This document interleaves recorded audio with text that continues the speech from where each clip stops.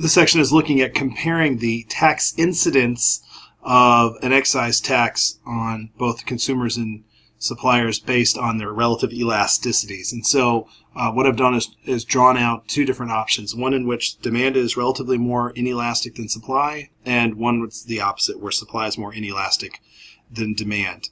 And we can then take a look and see who has the higher portion of the tax being borne by them. And so we would see here in this case, where demand is relatively more inelastic than supply, the old equilibrium price is much lower than the new demand price is, but it's also higher than the new supply price is. What we're saying here then is that consumers are paying a portion of the tax because of the higher price, and suppliers are paying a portion of the tax due to the lower price received.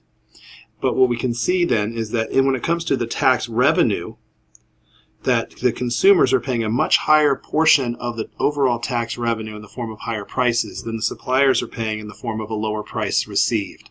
And so the more highly inelastic you are relative to the other side means you're going to pay a higher portion of the tax. And we see that in this other example too. When supply is relatively more inelastic than demand, again we find equilibrium price, and we see that consumers are paying a slightly higher price, but that the vast majority of the total tax revenue is being taken in the form of a lower price received for suppliers.